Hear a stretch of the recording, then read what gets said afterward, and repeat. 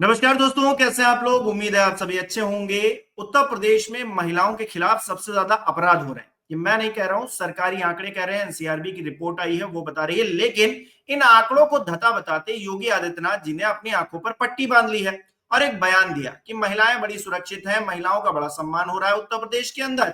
और इस बात को अखिलेश यादव ने उठा लिया। अखिलेश यादव ने उनकी बाइट के साथ में एनसीआरबी के आंकड़े भी जारी किए और तस्वीर दिखाई। और लिखा क्या, देखिए जरा।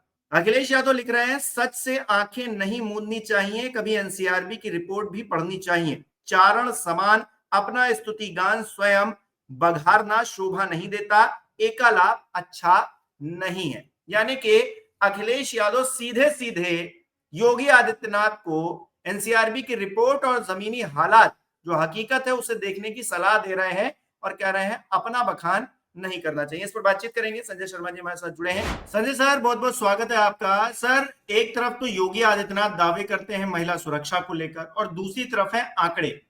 कैमरे के सामने तब बोलना, इस बात को कहना कि महिलाएं बहुत सुरक्षित हैं उत्तर प्रदेश के अंदर, जब एनसीआरबी के आंकड़े आ गए हैं।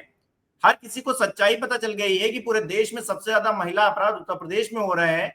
ये दावा करना योगी आदित्यनाथ जी, मतलब क्या अपनी आंखें मूंद ली हैं? अखिलेश यादव तो यही पूछ रहे हैं कि भाई अपनी आंखें नहीं मूंदनी चाहिए इस परिस्थिति को देखकर। ये मुझे लगता है एनसीआरबी वाले बेईमानी कर रहे होंगे, बदमाशी कर रहे होंगे। दिल्ली सरकार, भारत सरकार के अधीन आते हैं ना, इसलिए।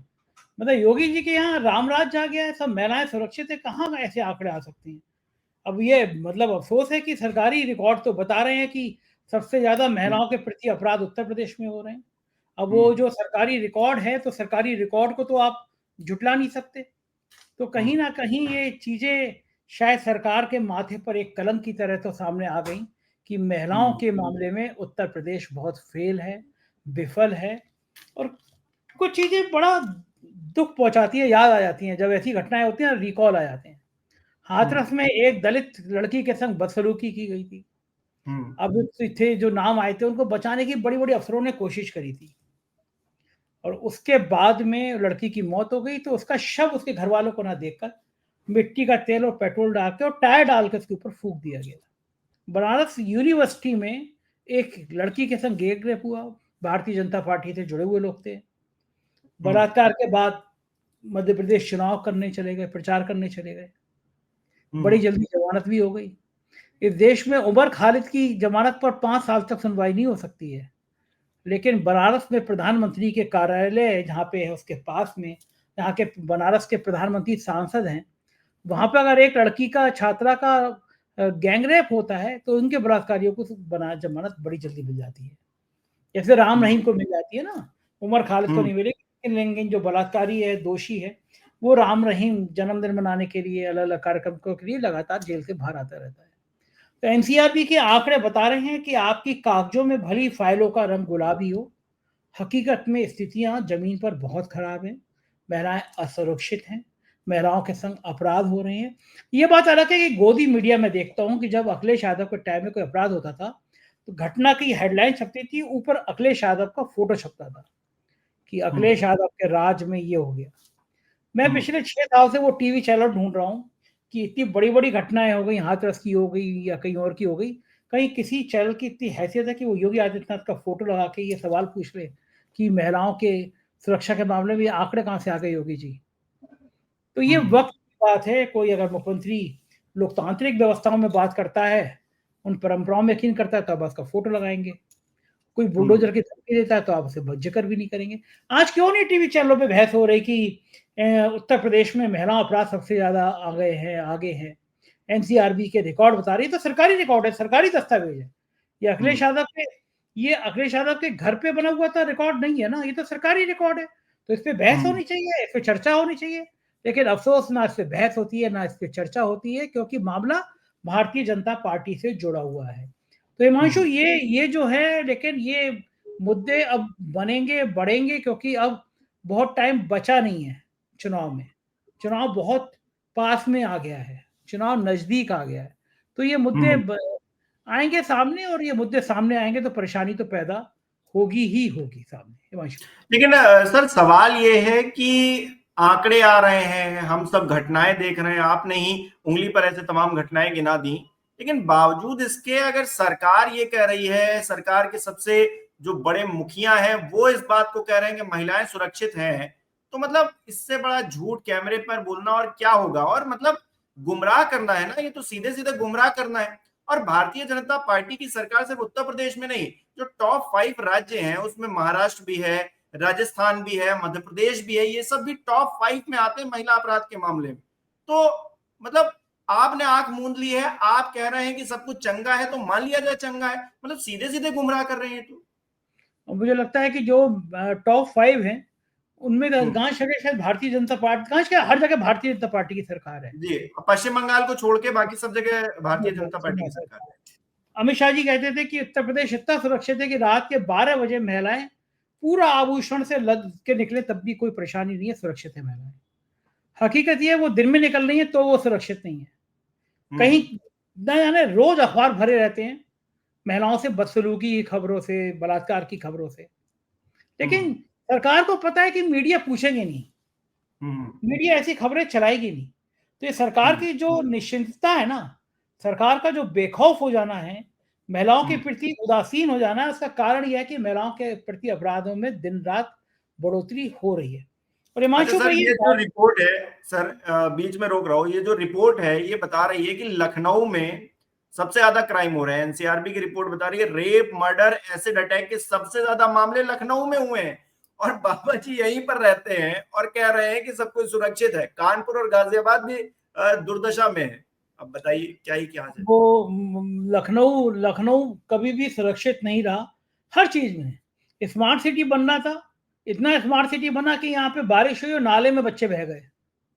आप अपराध में, विकास में, मुख्यमंत्री की घर से जरा सी दूरी पर कितनी बड़ी बड़ी घटनाएं हो जा रही हैं। लोगों में भय और खौफ खत्म है। आप कहते रहे बुलडोजर बुलडोजर बुलडोजर, अरे भैया बुलडोजर का इतना डर है तो फिर अपराध क्यों हो रहे हैं? सबको पता है कि बुलडोजर एक समुदाय विशेष को देखकर थोड़ा ज्यादा एक्टिव हो जाएगा, एक जाति विशेष को देखकर ज्यादा एक्टिव हो जाएगा। पंडितों का डर, ठाकुरों के घर, बनियों के घर थोड़ी इसकी स्पीड कम हो जाएगी, बुलडोजर का टायर पंचर हो जाएगा, लोहे का तो टूट जाएगा।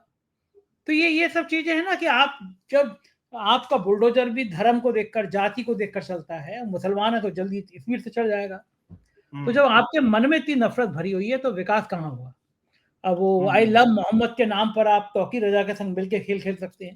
तौकीर रजा किसका आदमी है? ये बरेली में मैं तो रहा हूँ ना, स्टार न्यूज में पोस्टेड।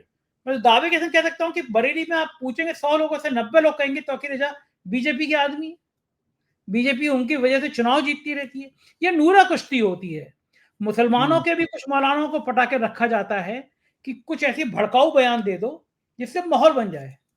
मोहम्मद साहब से किसको प्यार नहीं है? राजकुमार भाटिया समाजवादी पार्टी के प्रवक्ता ने तो डंके के चोट पे चैनल पे आके कहा कि मोहम्मद साहब एक अकेले ऐसी शख्सियत थे जो सामाजिक सुधार भी करते थे, जो एक धर्म का प्रचार भी करते थे। ऐसे कौन है जो राजनीतिक सामाजिक सुधार के भी आगे नायक रहे हों? मोहम्मद साहब की कौन कौन सी बात ऐसी है मोहम्मद साहब की जो कोई भी धर्म अस्वीकार कर देगा? शराब मत पियो, जुआ मत खेलो, महिलाओं के प्रति बदनीयत मत रखो, ब्याज पे पैसा मत दो। ये क्या ये क्या हिंदू मना कर देंगे कि हाँ ये अच्छी बातें हैं? किसको मोहम्मद से प्यार नहीं? और कोई अगर व्यक्ति अपने गले में पट्टी लगा के कह रहा है, अपने घर पे बैनर लगा के कह रहा है कि आई लव मोहम्मद, तो आपको क्या समस्या है? क्या कोई हिंदू नहीं कह सकता आई लव मोहम्मद? मैं कह रहा हूं दावे के संग, डंके के चोट पे, आई लव मोहम्मद। मुझे मोहम्मद साहब की बहुत सारी नीतियां बहुत अच्छी लगती हैं, तो मैं उनको प्यार करता हूं। तो क्या मैं हिंदू नहीं रहूंगा? बहुत सारे मुसलमान हैं जो गरबा खेलते हैं, जो दुर्गा जी के सामने फोटो खिंचाते हैं, तो क्या वो मुसलमान नहीं रहेंगे? सारे सारी धर्म का मकसद एक ही जगह है, नेक नियति हो, सच्चाई हो, गरीब को सताया ना जाए, महिलाओं का सम्मान हो, बुरा कर्म ना हो। क्या फर्क है राम में और मोहम्मद में? सब एक हैं, लेकिन वोट नहीं आते। अगर आप कह दोगे सब एक हैं तो वोट नहीं आएंगे। वोट आएंगे नफरत की खेती करने से। इधर पंडित जी कुछ कहेंगे, उधर तौकीर रजा कुछ कहेंगे, और नफरत की खेती बढ़ती चली जाएगी। हिमांशु, यही सच्चाई है। अच्छा सर, हम एक तरफ देख रहे हैं कि योगी जी क्योंकि सीधे सीधे झुठला रहे हैं चीजों को।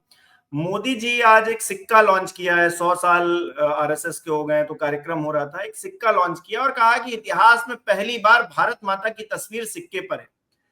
भारत माता की तस्वीर सिक्के पर होना ये ज्यादा सम्मानजनक बात है, या फिर एनसीआरबी के जो आंकड़े आए हैं महिलाओं को लेकर वो ज्यादा अपमानजनक है? मतलब इसको पहले तय कर लेना चाहिए, एक लाइन खींच देनी चाहिए कि जो गलत है वो गलत है, उस पर हर कोई बोलेगा, और जो सही है उस पर हर कोई बोलेगा। यहाँ पर हम सरकार में क्योंकि बैठे हुए हैं तो कुछ आंकड़े गड़बड़ हो रहे हैं तो हम कुछ नहीं बोलेंगे, हम अच्छा ही गिनाएंगे। हम कहेंगे देखिए ये सिक्का है, इस पे भारत माता है, हम विश्वगुरु हो गए। मतलब गजब हाल है। कहा जाता है ना कि आप नारी तुम देवी हो, नारी तुम श्रद्धा हो, इतना बोलने से नारी का सम्मान हो जाएगा। लेकिन एनसीआरबी के आंकड़े कुछ और बताएंगे कि महिलाओं के प्रति अपराध में हम नंबर 1 है। और संघ के कार्यक्रम में 100 रुपए का सिक्का जारी किया। मैं तो इंतजार कर रहा था कि आज पूछेंगे मोदी जी से कि ऐसी कौन सी कमी थी कि संघ ने अपने मुख्यालय पे सालों तक तिरंगा झंडा नहीं फहराया। और मोदी जी पिछड़ों दलितों की बात कर रहे थे, तो मुझे लगा कि आज जरूर पूछेंगे संघ से कि संघ का प्रमुख हमेशा ब्राह्मण क्यों होता है, पंडितों ने में ऐसे कौन से लाल लगे हैं, कोई पिछड़ा या दलित क्यों नहीं होता। ये सब सवाल पूछे नहीं उन्होंने। मैंने कहा पूछेंगे या बताएंगे देश को कि सरदार पटेल ने आखिर संघ को प्रतिबंधित क्यों किया गया, 3-3 बार प्रतिबंध क्यों लगा। कोई ज्वलंत सवाल का इनका जवाब ही नहीं किया। मुझे लगता है कि संघ की भक्ति सिक्का जारी करने के पीछे कारण ये था कि मोदी जी को लग रहा है कुर्सी डगमगा रही है। जेपी नड्डा ने बयान दे दिया था कि अब हमें संघ की जरूरत नहीं है। तो हिसाब किताब बराबर करने के लिए मोदी जी चरणों में भागवत जी के। लेकिन इनसे अगर कुर्सी बचती होती तो कब की बच जाती। मुझे लगता है अब इनमें तेल में, अब दियो में अब जान नहीं रही, तेल खत्म हो गया दियो में। जी बहुत बहुत शुक्रिया सर तमाम बातचीत के लिए, जुड़ने के लिए। तो दोस्तों अपना बखान नहीं करना चाहिए, योगी आदित्यनाथ जी अपना बखान कर रहे हैं, अपनी सरकार का बखान कर रहे हैं, लेकिन जमीनी हकीकत क्या है, जो रिपोर्टें हैं वो क्या बता रही हैं। आखिरकार उत्तर प्रदेश में महिलाओं की क्या स्थिति है, जो आपके दावे हैं क्या वो हकीकत बन भी पा रहे हैं या फिर आप गुमराह करने में जुटे हुए हैं। इन सब सवालों के जवाब भी सत्ताधारियों को देने चाहिए। भारतीय जनता पार्टी के तमाम प्रवक्ता, नेता, सांसद, विधायक, मंत्री, मुख्यमंत्री सबको देने चाहिए। आपको क्या लगता है, आपकी क्या राय है, हमें कमेंट करके जरूर बताइए। इस वीडियो को लाइक कीजिए, शेयर कीजिए और हमारे चैनल को सब्सक्राइब नहीं किया तो वो भी जरूर कीजिए।